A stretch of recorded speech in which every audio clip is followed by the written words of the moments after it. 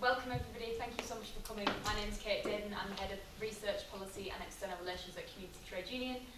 We're a modern trade union representing workers all across the UK economy and really proud to champion of an extremely strong self-employed and freelance community, standing at over 4 million in the UK. For many of our members, self-employment is an answer to finding a good work-life balance. It can be extremely rewarding but also mean longer hours, less pay and more worry about your finances, which is why we want to help and why we've been fighting for a better deal for self-employed workers through our collective voice and in partnership with brilliant organisations like SME for Labour, which a huge thanks for partnering with us on this panel today. Anyone who knows me knows I'm very passionate about this topic and I could go on for a 4-hour rant, but I'm not going to be speaking, and we've got a brilliant set of panellists and experts here today to share their experiences and thoughts with you. But briefly, just to set the scene of where we are, thousands of self-employed workers over the last year and a half have shown us that the self-employed income support scheme fell short of its goal of being a financial lifeline throughout the pandemic. Not only have thousands of self-employed workers been excluded from support at times throughout this crisis, they've also been an afterthought during the pandemic. When the government announced the job retention scheme, it was almost a week later that they announced the details of the self-employed income support scheme, leaving millions of workers in the dark about what support would lie in the months ahead. So now this panel is an opportunity for us to discuss this, about how this is an opportunity for the Labour Party to act as champion and become the party of the self-employed, offering an alternative to a Conservative government that has repeatedly failed them. So I'm now going to hand over to our panellists and I'll introduce them before they speak, if that's all right, because we've got quite a lot to get through. And some who have had their own personal experience in the past year and a half and have been self-employed for years. So I'm going to introduce Philip and Melody to kick us off first. Philip, from Labour Business, was one of the founding members of IPSI in 1999 and served on its first board as External Affairs Director. And Melody, to his right, is a self-employed member of Community, and she teaches empathy and communication skills to all medical level professionals, the police and the armed forces. So without any further ado, Philip, over to you. Thanks very much. Yeah, I'm also Vice Chairman of Labour Business, member of SME for Labour. I'm going to be joining after this meeting. I'm going to be the newest member of Community. I'm a freelancer. I work through my own limited company. I work in cybersecurity. The most thing that gets me most anxious is when people ask me what is your job title, because I haven't actually got one. It's terrifying thing. My first ever freelance piece of work was in 1996. So there's a big organisation, incredibly important project they had. They had all these tapes of data that they had to actually get in, convert the data off of these. We didn't know what was on it. And I went in weekends and evenings to actually do this. I said I would work for free for them, but they insisted that they actually paid me. And it turned out this project turned out to be the most fantastic, successful project I've ever worked on. It's for the Labour Party, doing electoral register transfers. And it helped us to actually win the general election. And it gave me the confidence to actually go out and work for myself, actually as a freelancer. I'm really grateful for that. And today I'm one of those 4 to 5 million people who are self-employed. One of those people who've got no guaranteed income, no sick pay, no holidays, and that's all fine actually. I pay my taxes, but I never qualify like lots of other people for maternity or paternity leave or any of those things that are coming through. I work for periods when it's really good, I'm earning good money, and I go for periods when I'm not earning any money at all. And it's when I'm not earning any money, I need to use the money I've earned to carry me through those long periods. And that is just like any business does that, actually. It's business sense, you use your money to actually carry you through.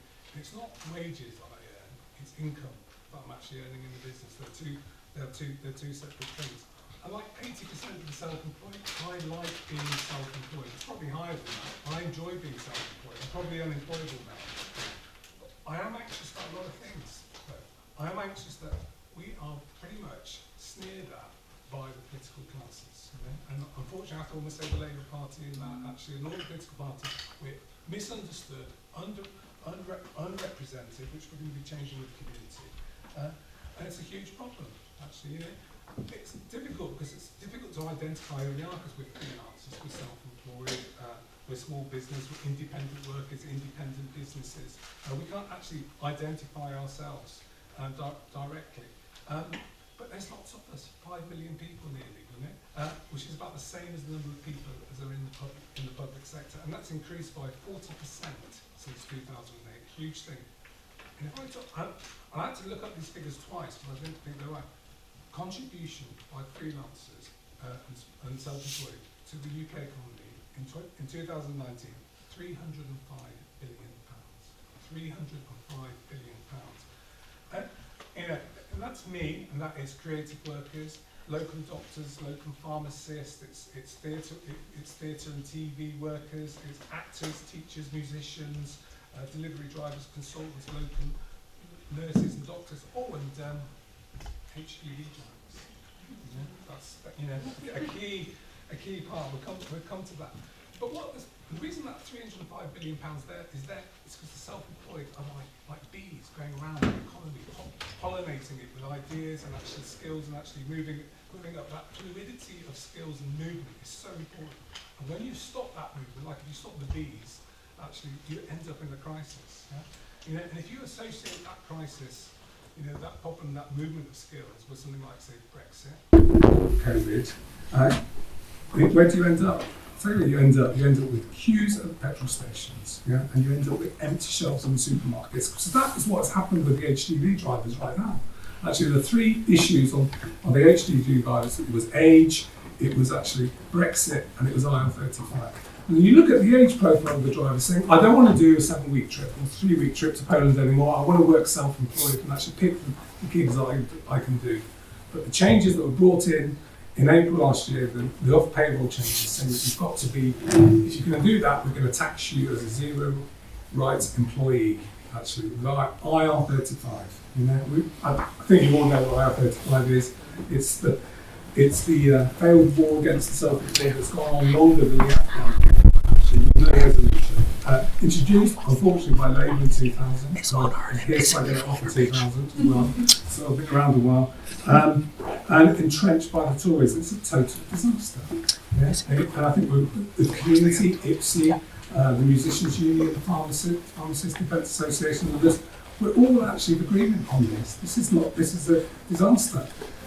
If you go and ask your general voter, your general self-employed worker, what do you think? What do you think of the political classes? In this Romeo and Juliet style love affair on self-employment that's gone on for the Montagues and the Capulets. And they'll tell you, a plague on both your houses.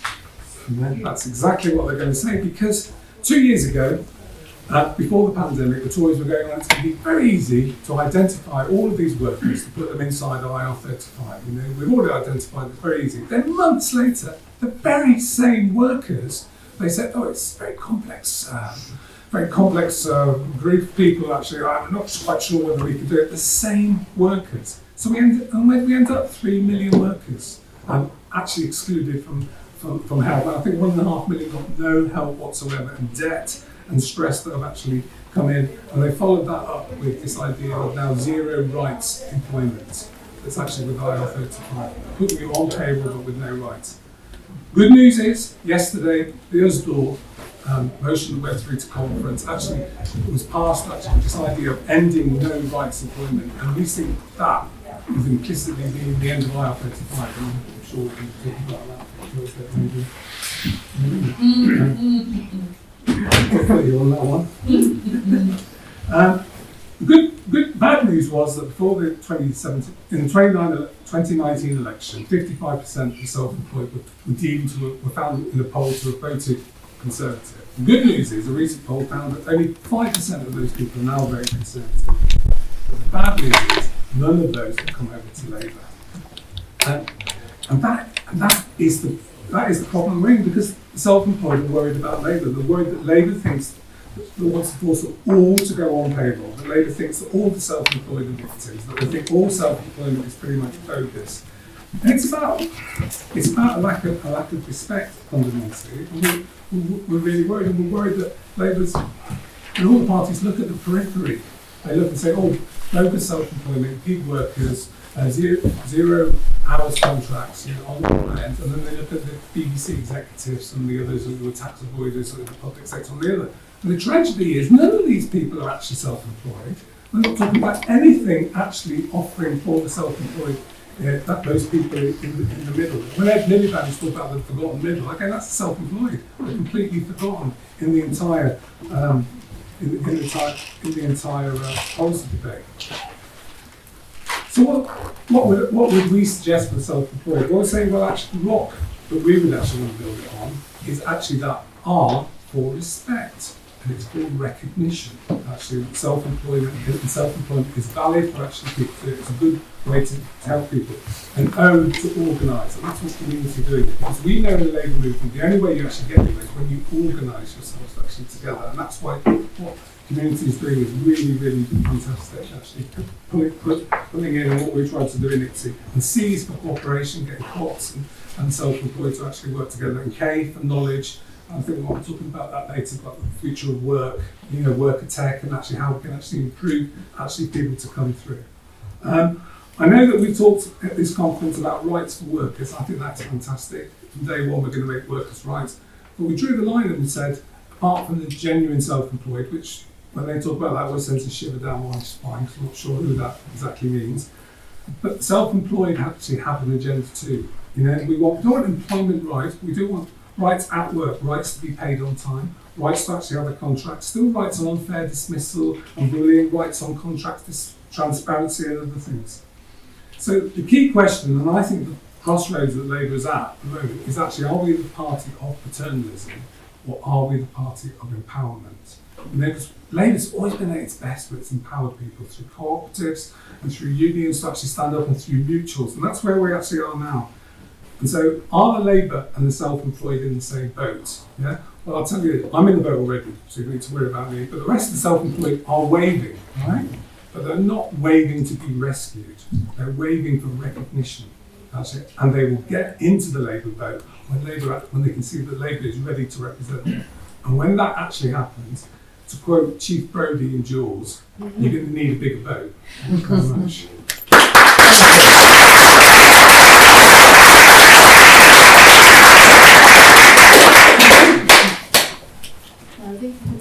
Hi there. Just to say thank you to the community for inviting me here to speak, and Labour as well, and to all the panellists alongside me. It's really a privilege to be speaking.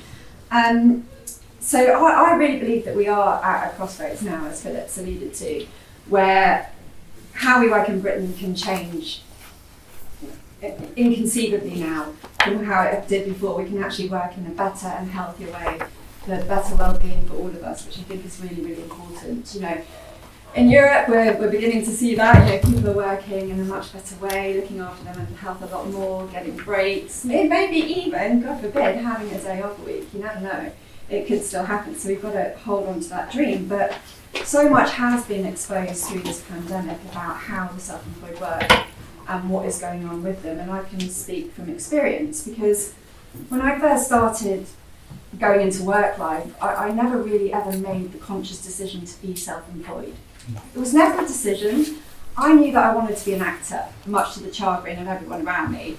Anything but that. But that's what I wanted to do. So I bumbled off to drama college, came out, and went, well, what do I need to do to be successful? Oh, I have to go to auditions. Okay. Oh, but I have to eat. Okay, that's fine. I can do that. So I'll get a job as a waitress, as a call centre woman, as a person dressed up as a giant pint of Guinness getting knocked over at Twickenham Stadium.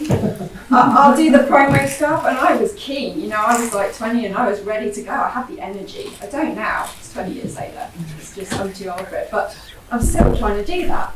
So suddenly I'm in the world of self-employment, and I am one of those self-employed people.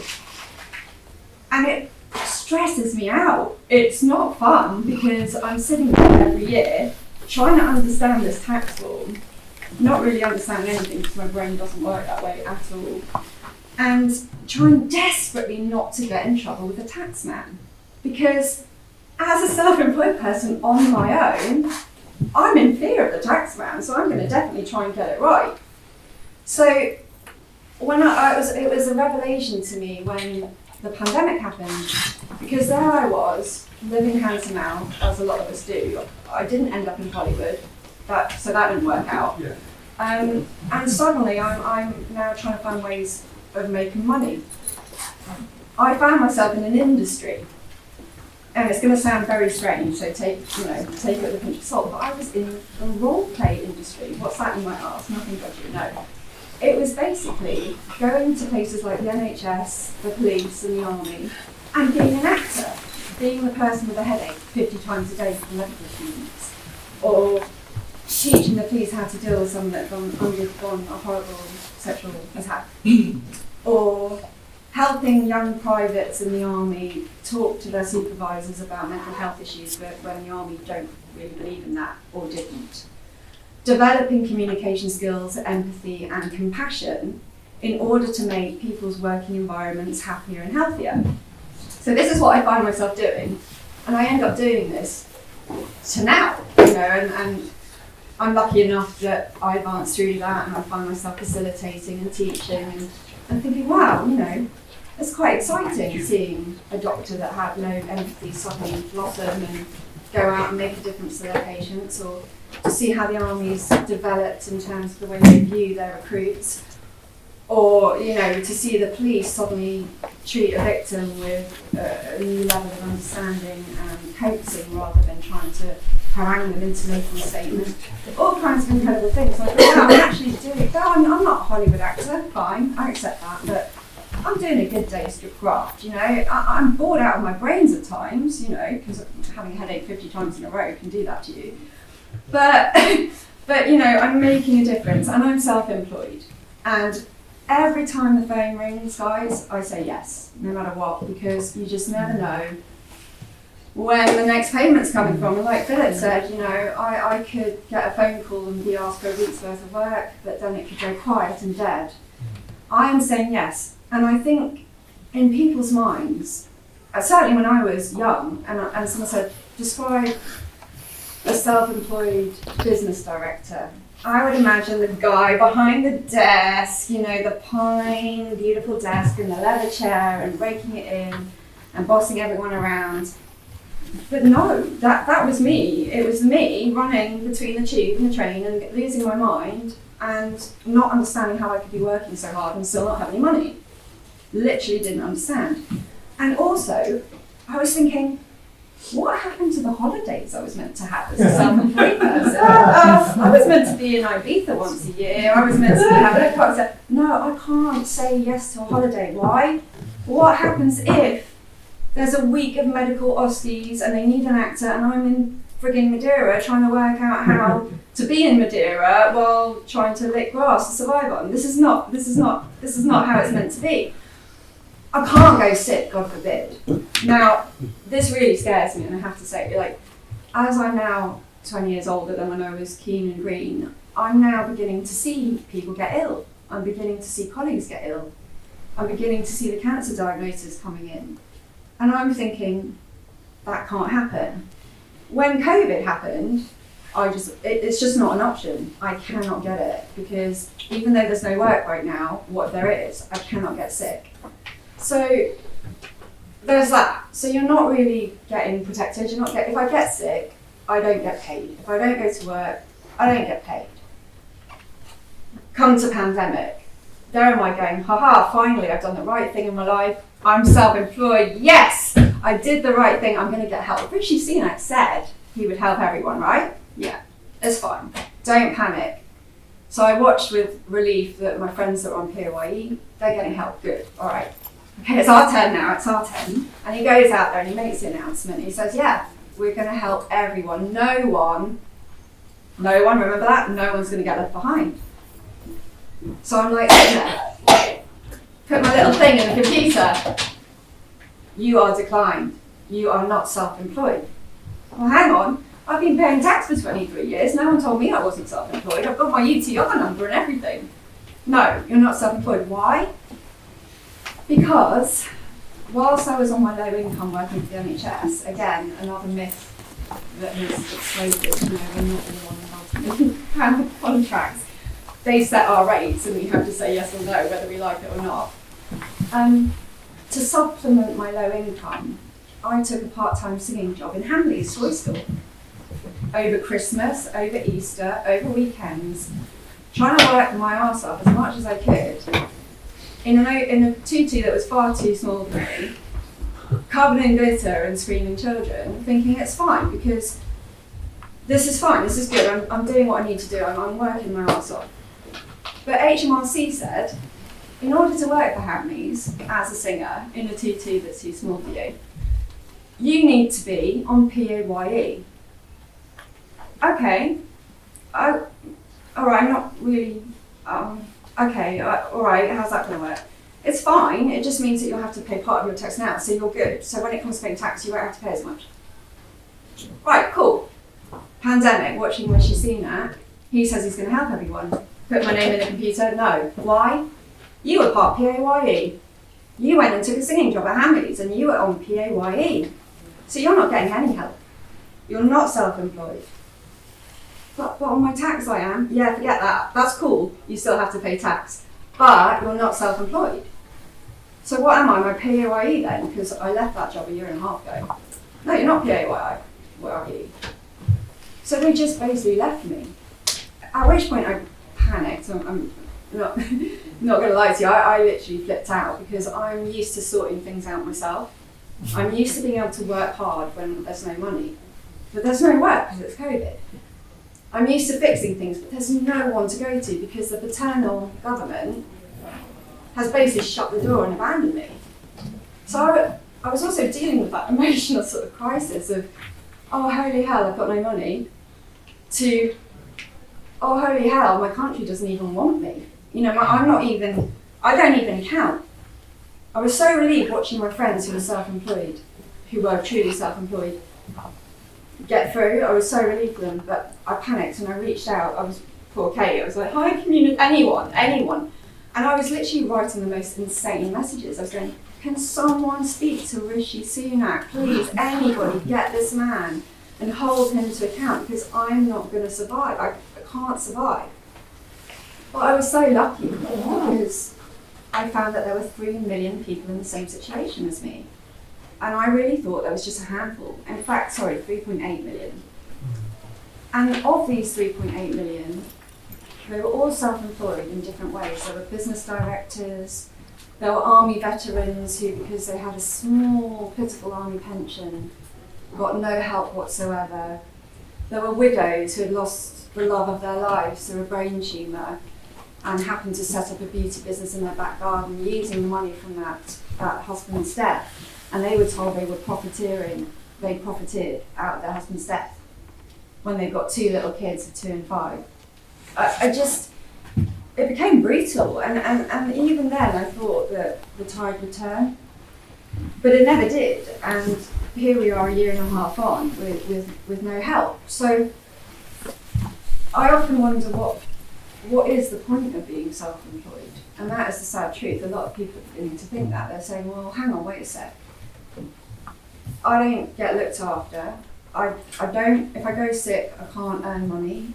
If, I can't get ill, I can't get cancer. What if I mean, in my situation, I'm on my own, so literally there is no one to fall back on at all. What do I do? What do I do? And that's when you get people trying to sell you life insurance and everything else, and you think, oh my God, I really am going to slip my wrist now, this is not fun.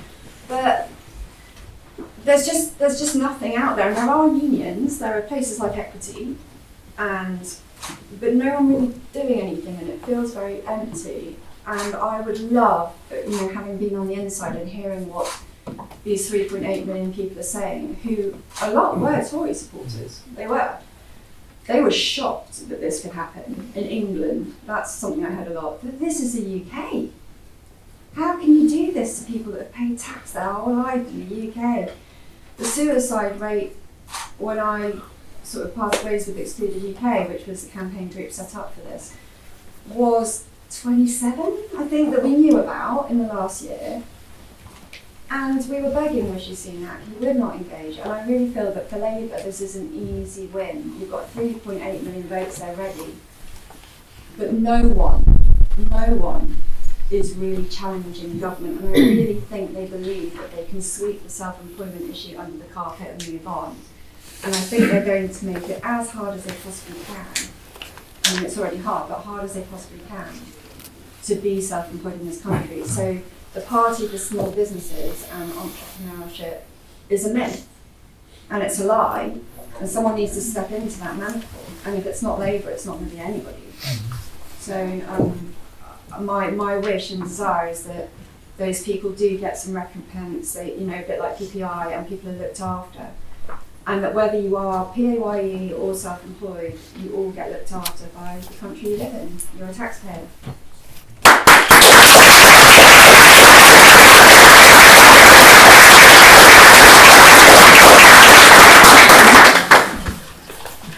Thanks so much, Melody. I'm delighted you put this today, so thank you so much for coming. Next, we're going to move on and hear about the perspective from Labour. We have Abner, Tamala and Dan. Thank you, Abner. So first of all, I'm going to turn to Abner. Abner is the Member of Parliament for Eritham Thamesmead, was elected in 2019, and is the current Shadow Exchequer Secretary for Treasury and Chair of Labour Women's Network, and a great friend of the community.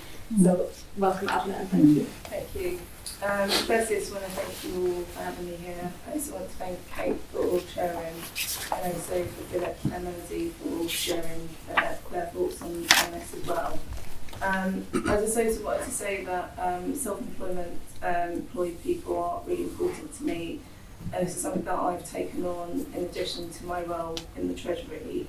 Quite a significant amount of it falls under the base, so seeing what leads on this, along with everything about it. But also, I am aware of policy implications. It does fall under the Treasury team as well. Some of the things that have been reflected and discussed here are things that I personally heard time and time over again, particularly from constituents of mine that are self-employed who have been massively impacted by the pandemic and have gone through a really difficult period. I want to also say that in terms of self-employed, a lot of the values that self-employed people have, you guys have, is very much ties in with Labour values. And I do take on point what you said about Labour. You know, I understand that Labour hasn't always been seen as basically being the side in terms of listening to self-employed individuals. This was well before my time. I'm new to the role as well. You know, I've been doing this since October, and I'm very keen to make sure that your views are kind of listened to. I know that it hasn't been particularly easy for a lot of you. You've borne the brunt of this, and I know that quite a number of self-employed people have lost their businesses are about to go, and I understand the frustration that a lot of you feel in terms of the fact that you feel that more could be done. I think that self-employed people contribute a lot to the economy. I think they're the backbone of the economy, and without them, I think we would struggle as a society. It is very much why I got involved in community and prospects report looking into the impact of individuals, and I did that in my own personal capacity because I thought it was very important that we look at those issues. Now, I know that quite a number of recommendations came from that report that the government has yet to follow up on, but I do know that the community, along with prospects, are doing a lot of work to kind of address this. I'd say that also, whilst the government has put in measures to help self-employed people, which has been great, that's really been down to self-employed people lobbying along with community organisations like Community, SME for Labour as well, and also the fact that individuals like you have raised this with us in the Labour side in terms of what we could do to push the government. Now, whilst there were a number of measures that were put in by the government that were positive, we know that a lot of individuals have lost out that weren't really kind of reflected in the packages that the government has provided, and we know that more work needs to be done in terms of funding support. For me, I know, having spoken to a number of industries that have come to me, one of the key concerns that I think people raised to me is they're worried about the stability of their future. They are worried about continuing their professions, and quite a number have said to me that they are thinking of changing their career professions because they worry about the security. And I think that is something that we as a Labour Party we really need to look into and really kind of address, particularly as things have been extremely difficult. As you've probably seen today, Rich Reviews has made announcements today, particularly towards businesses in terms of the Midlands business tax now. I think that's a good step forward in terms of addressing, showing that businesses are being listened to. I appreciate that with self-employed individuals there's more to be done in terms of that. I'm here today really to kind of listen to you from the Labour side and also feedback in with Bays and my colleagues about how we could do things a lot differently, and also talk about the issues that we should be raising at a higher level with government in terms of holding them to account, so that you feel that your voices are really kind of being listened to. I am here to kind of offer this kind of olive branch. I am fully aware we've got a lot of work to do to gain the trust of those that are self-employed, and I know that you've been massively let down by this government, so that's about it for me. Thank you.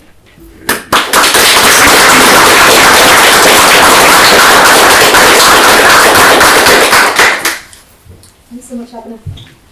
Really appreciate you being here today as well. Next, we will move to Dan to give us the perspective of what can we do on a local level and get to your wider thoughts as well. Can you hear me, or if I just speak from here? Is that okay? I've got a mic. I've got a mic. Well, okay, it's only open, but I prefer to project. So look, let me start by saying thank you very much for organising this event. Really important. I've been self-employed for many years, too many to remember, so I recognise all the things that I've heard since I've joined the meeting. But what I want to do is kind of turn it on its head, if I may, and kind of say to you all that actually, while all these things are important because they're the right thing to do, we need better conditions, rights, and all the rest of it for self-employed people.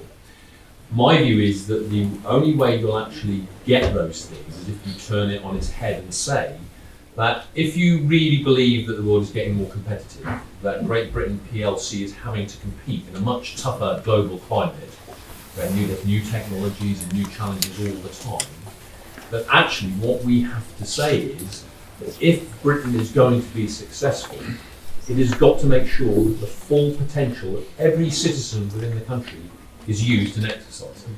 So you might be a person with disabilities, you might be a person who has elder care, you might have child care, you may be a student, you may be a whole range of different things, because that's what makes our country great, is all that diversity and richness. But the country itself, Great Britain PLC, is only going to be successful financially and as a business, if you like, if we maximally use all the potential of all our people. And that includes self-employed people. And so we can't afford for self-employed people not to take holidays, not to pick on you particularly, but I understand exactly what you said. We can't afford for self-employed people not to get proper sick pay and therefore not get back into the workforce and earning again and contributing to society. So we need to turn the argument around and just say that Britain is weakened by not having proper rights for people with self-employed status. That we need to properly recognise the contribution that self-employed people make, however they do it, whether you've got your unique tax code number or whatever, all these anomalies. So that was why, as the Metro Mayor for the West of England, by the way, just for those of you who don't know, it's the best area in the country, arguably the globe. Just to let you know that one of the very first things I did as Mayor was to make sure that support was there for creatives who had got nothing throughout the pandemic because they just happened to fall a bit like this speaker and not get any help despite what Mr. Sunak said. So I doubled whatever it was, I can't remember however many million it was, in order to make that happen. And it was vital because the identity of our region in the west of England is partly about self-employed people, because part of the west of England is largely rural. And that's also the trend that Labour needs to grasp, is that as we get better connectivity, as we get better broadband, so that as the most remote places actually can be connected up properly, that creates an awful lot of opportunity for self-employment, because people will be working from home more and more. And if you don't believe me, just look at what's happened over the pandemic, and that's even with terrible broadband in many places. People have now understood the genie is out of the bottle, if you like. People are now able to contribute, which we want them to do as a country, in the most remote and different places you could possibly imagine. And they won't be in a normal company or with a workforce or colleagues. They'll often be on their own, and they'll be self-employed. So the trend is going towards self-employment, I believe. And the trend is going to be about Britain needing to be more competitive in the world, because it's getting a tougher place. And we have to use the full potential of all our people. So I know that my Labour colleague is come to listen, so I'm going to talk to her about what I think as well, because I want to also have part of this debate and contribute to this debate. But my view is that Labour has always been the party of all workers of all kinds, not just factories, but all workers. And if we are going to exercise our duty as a political party, because it's the right thing to do first and foremost, not just because it gets us votes, it will, I believe, but we've got to do things for being right. Just like when we created the NHS, we did that because it was the right moral thing to do. And it's the right moral thing to do to support people who are in self-employment, not just for their sake, but for Great Britain PLC's sake.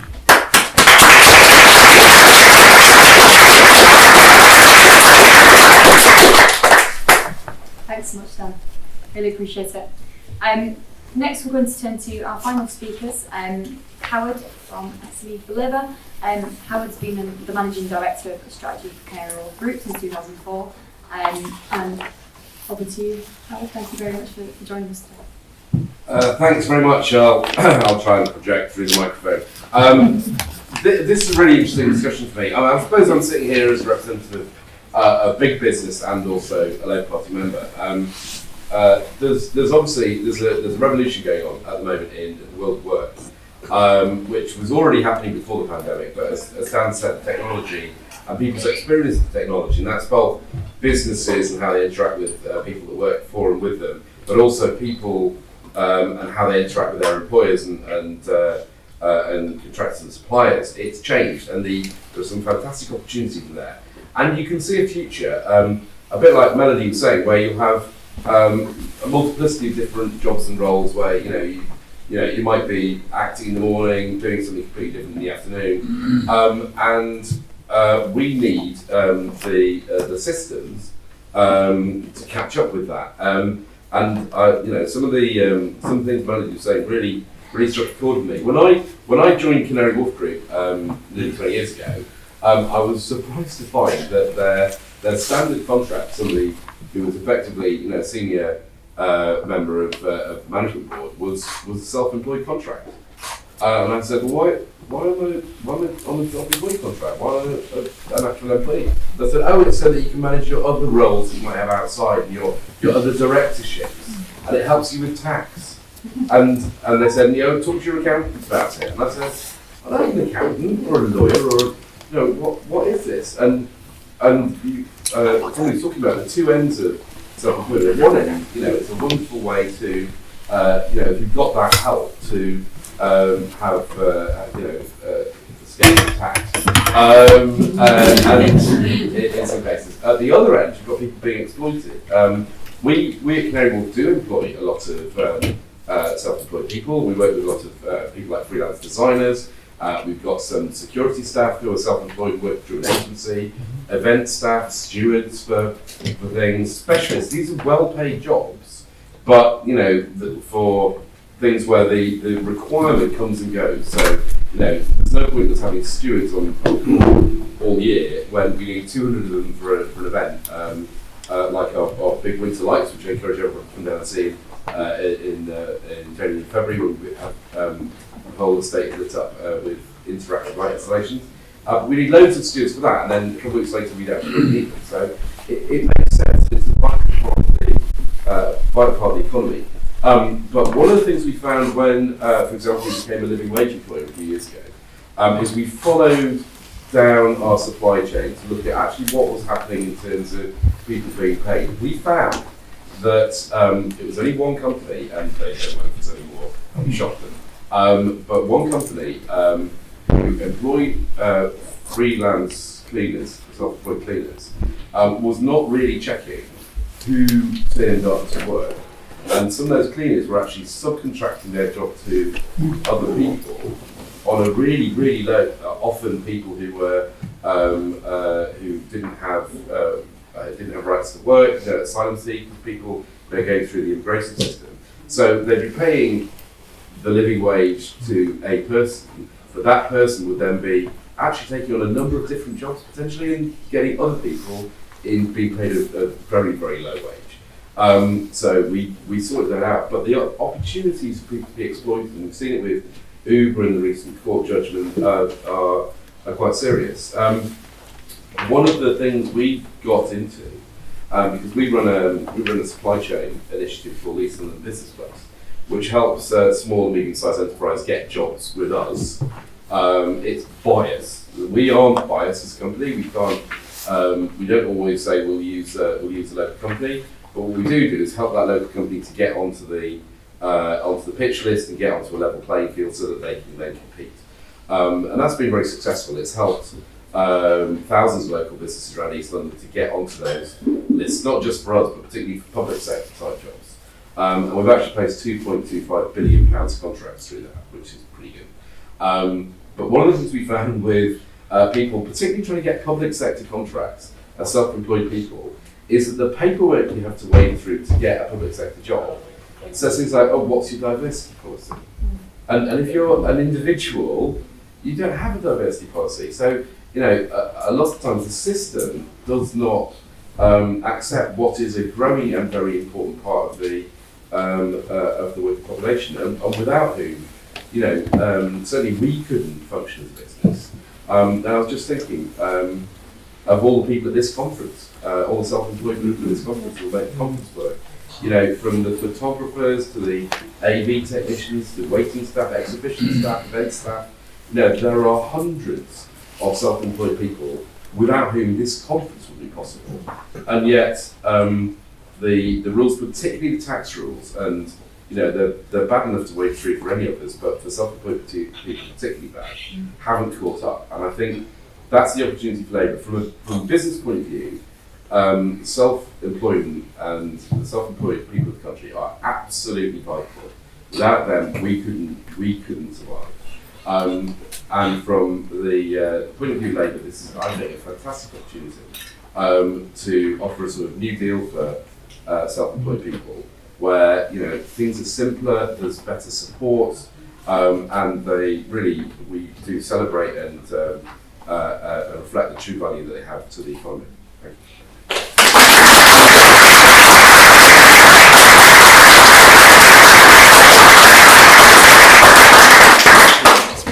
Thank you, Howard.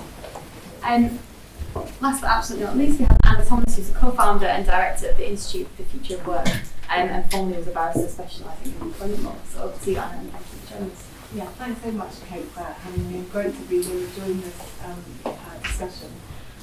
So the Institute for the Future of Work is a research institute shaping a fairer future through better work. And we explore the changing world of work and flexible solutions to help people thrive. It was founded in 2018, a spin-out from the Labour Party Future Work Commission, by me, but also by technologist Naomi Clymer and a Nobel Prize winner, Chris Pizarrades from the LSE, who can provide strong economic cases for some of the things that we've heard on the panel. So I've been asked to talk about what good quality work means for the self-employed. And I'll start with the first part of that question, good work. We think that good work should go far beyond the Taylor Review. So Taylor Review is a good start, but it was only a start and it hasn't been completed in its current form.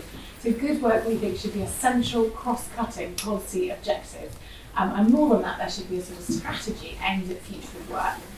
And that's a future of good work, and future of good work for everybody. So without kind of artificial divides between different sorts of workers and freelancers, or freelancers and entrepreneurs. And that is how you get to what Dan described, to aim at a society and communities in which everyone flourishes and achieves their full potential. It's through good work. So we define the principles of good work through our Good Work Charter has access to fair pay, fair conditions, equality, dignity, autonomy, well-being, support and participation. There are 10 of them, so they're easy to remember. And we say that, again, we should be starting with those principles and not arguing about sort of complicated legal status or artificial divisions. And that's how you achieve what you've all, I think, described that you don't have at the moment, but you would like to see it. So many people you've spoken about already who are self-employed feel these principles are embodied in some of their work, but not everybody does. And this issue has been really brought to the fore through COVID. And we at the Institute have campaigned really hard to extend emergency protection and other forms of protection to the self-employed. And in particular, to work on a global labour resilience index, provided the economic case for doing that. There's a really powerful economic case as well as a social justice case for raising the baseline of support for everybody. And following on from that, we've actually done a Good Work Monitor, which again shows that if you have access to good work, and that's everyone, not one type of work or another, that will boost your resilience in terms of your, even down to deaths of despair, diseases of despair, and COVID mortalities. So that's so in a sense, focusing on good work really aligns your economic, social, and health interests. We've all spoken about how self-employed people make up a very wide range of work and occupations. Kate mentioned I used to be a barrister, that's about self-employed, and it covers a range from musicians, entrepreneurs, veterans, also subcontracted drivers for Amazon, and we've done work on that as well. And it's worth remembering, I think, that in COVID, the experience of COVID within the self-employed as well has been really very different. So some online freelancers, their work has got better and increased. So IT work or sales, for example, and some clerical work. In some areas and some regions, that's actually increased through COVID. Overall, what Dan said is right, is backed up by the evidence in the fact that it is on the rise, self-employed, atypical work, and so there has been quantitative work on that now, which shows that, but also our own qualitative work through interviews shows that there's an increasing reliance on sort of agency and temporary workers in particular, because it's easier to sort of closely match the supply of labour to changing demands for tasks. So that's not great. That's not a good drive for self-employed. That's not because it's a choice.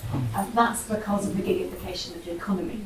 And I think time is running out, so I'll just urge you to read that on our website. It's called The Untamed Era. I've got some amazing quotes from people in the interviews, but I think that we need time for some discussion. And so I think I will lead back to them during question time. In terms of policy response, headline things only, I think. A good work strategy is really paramount. And within that, of course, we have to ensure our legal framework doesn't favour or incentivise atypical work. I've also, you've spoken about tech and how tech is a fantastic driver, but it's providing some of our sort of biggest challenges and also opportunities.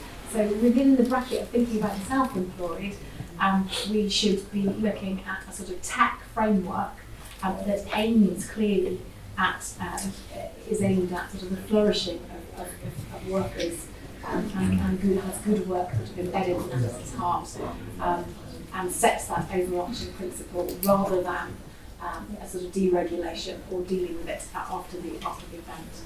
And the other thing that I'd like to flag very, very briefly are the importance of new forms of protections for collective voice. And community is storming on this, and I know has done lots of work on it, in terms of offering sort of new deals and packages relevant to the self-employed, such as access to insurance or payment collection, or exploring virtual e-unions and branches. And we also need to look at rights and duties for trade unions. to keep pace with this, so they can access information and connect the stories in order that that can be acted on. And that's quite apart from the self-employed, for which back to Kate.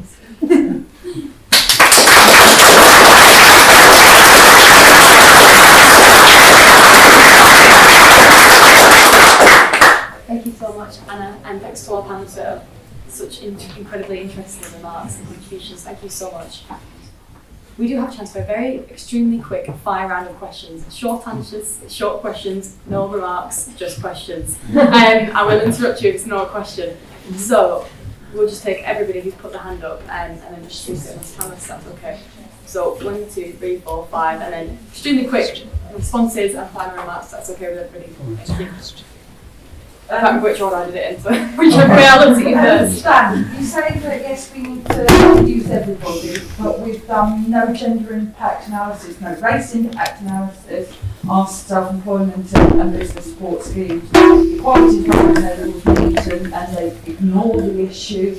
I'm fed up of shouting about it because I've been doing it for years. So when is the Labour Party actually going to take some action on this? Well, I hope that the Labour electorate, of which there are now 8 of course, and we represent in England, I think it's 40% of the population and 50% of the GDP, are making some moves that you will be happy about. Because we're certainly talking about parties. I want to include self-employment too. But we don't understand it.